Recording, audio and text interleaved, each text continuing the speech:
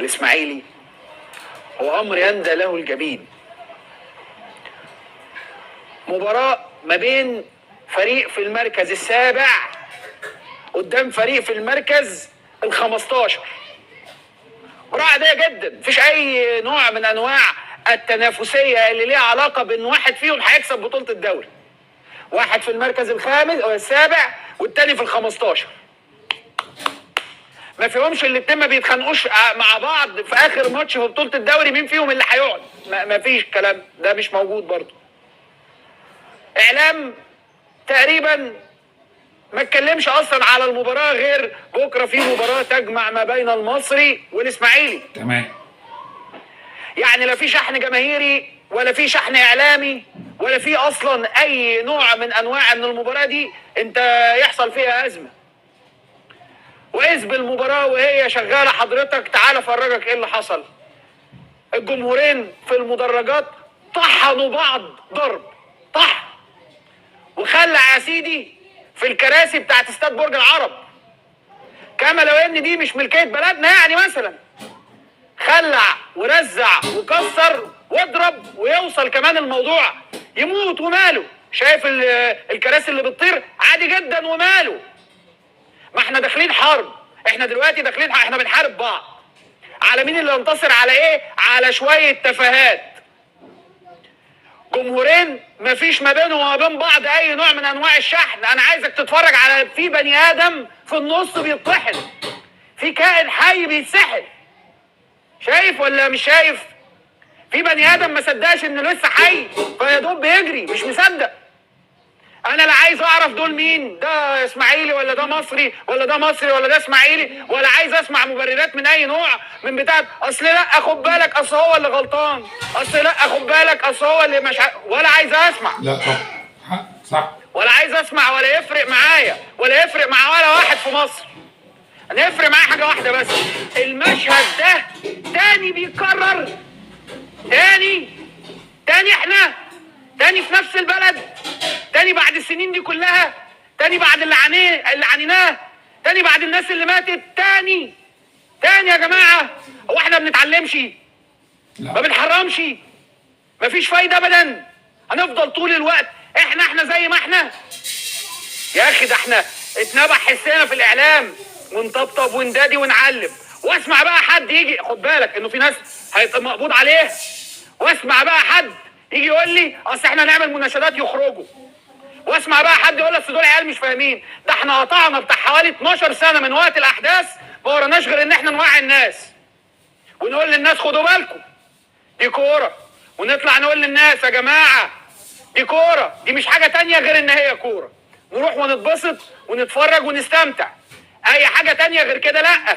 ونطلع ونتكلم مع الناس المشكورين في الرابطه، والرابطه مشكورين اتكلموا مع وزاره الداخليه، ووزاره الداخليه تسمح. ده احنا جايين من بعيد قوي يا جماعه، ده احنا جايين من مدرجات فاضيه، ده احنا جايين من 50 عضو مجلس اداره هنا و50 عضو مجلس اداره هنا، ده احنا بقينا بنزغرط في عبنا لما بقوا 5000. في ايه يا اخوانا؟ هل ده منطق ولا ده معقول؟ ليه يعني الخناقه دي كلها على ايه يعني؟ ايه اللي حصل في الماتش؟ بتلعبوا بعض على ايه؟ نهائي كاس العالم؟ يا راجل مش ممكن. ده تحس ان احنا ما بنتعلمش ومفيش فايده فينا، ونقعد نتكلم مع الناس والناس تتريق علينا ويقول لك اصل هو انتوا عاجبكم الدوري ابو 5000 هنا و5000 هنا، ونقول معلش يا جماعه ونحاول ونتكلم ونوصل صوتنا ونقول ايه. كل شويه نطلع نقول للجمهور والنبي يا اخوانا خدوا بالكم من بعض، ونطبطب بقى خدوا بالكم من بعض، عشان احنا لما ناخد بالنا من بعض الاعلام يبقى له عين يتكلم، وتبقى الرابطه ليها عين تتكلم، فنعرف نروح نتكلم مع وزاره الداخليه والاجهزه المعنيه، ويبقى لينا عين عشان دي بلدنا، عشان بنخاف عليها، عشان عايزينها تبقى حلوه وعايزين جمهور، ونقعد نعيد صياغه المواضيع بمليون طريقه. ويجي شويه عيال همج بالمنظر اللي انت شايفه ده، وانا بقول لك اهو تاني، انا لا عايز اعرف ده تبع مين ولا تبع ايه. انا عايز اعرف حاجه واحده، دول مش بني ادمين بيقتلوا في بعض. ده يرضي مين ده؟ في واحد في النص بيطحن ضرب بيتسحل على وشه السلام عليكم، اهلا وسهلا بكم في حلقه جديده من برنامجنا قهوه الخواجه. دايما بنقول بتشجع كوره ولا بتشجع نادي؟ اكيد بتشجع كوره. بتشجع كوره ازاي واحنا يعني اللي بيحصل دي بلغه الكوره مهزله. سيبك بقى من شويه عيال همج او ده اسماعيلي او ده، احنا ليه ما بنتعلمش؟ يعني احنا واحنا قاعدين على قهوه الخواجه بنذيع دوري انجليزي ودوري ابطال اوروبا وفرق بميزانيه دول بتنزل تخسر عادي جدا، بيسلم على المنافس والمدرب بيسلم على المدرب وعادي جدا ولا اي حاجه حصلت، وكل واحد بيشجع جمهوره وعوض المباراه اللي جايه ولا كأن في حاجه حصلت.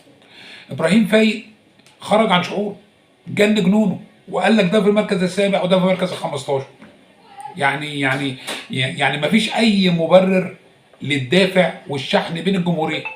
دي حاجه. الحاجه الثانيه احنا ما فعلا يعني احداث الاهلي وبورسعيد ومات فيها 72 ايه؟ قطط ماتت؟ ما برضو ما ينفعش.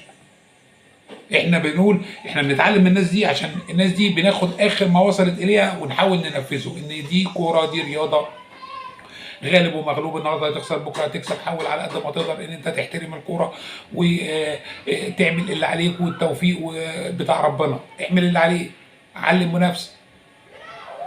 الدوري السعودي احتراف وفلوس وجماهير، وانت هنا ما عندكش، ما فيش مباراه بيحضرها 15 20 الف متفرج. طب ده اسمه ايه؟ دي كوره ولا هي سبوبه ولا هي ايه اللي بيحصل؟ ناس بتطحن بعض على ايه؟ على ايه؟ مركز سابع ومركز 15. يعني اللي هيكسب هيبقى سادس والتاني لو كسب هيبقى 11 12. يعني كلام فاضي. فرق بميزانيه دول بتخسر عادي جدا. حتى الجمهور بيعبر عن غضبه بمنتهى الاحترام، بمنتهى الشياكه. يعني الجمهور لو مش عايز مدرب بيرفع الشاره البيضاء، مش عايزك. والفرقه بميزانيه دوله، فرق بمليارات. احنا هنا المصري والاسماعيلي نقول ادخن لاعب في الملعب هيعمل كام؟ ده اللي هم ال 22 لعيب فيهم واحد محمود حماده هو اللي بيلعب في منتخب، هو اللي منتخب في منتخب مصر ومش اساسي، وسابع و15 وخناقه ومهزله وما بنتعلمش من اخطائنا.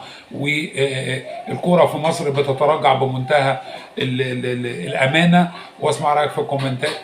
تحياتي احمد الخواجة.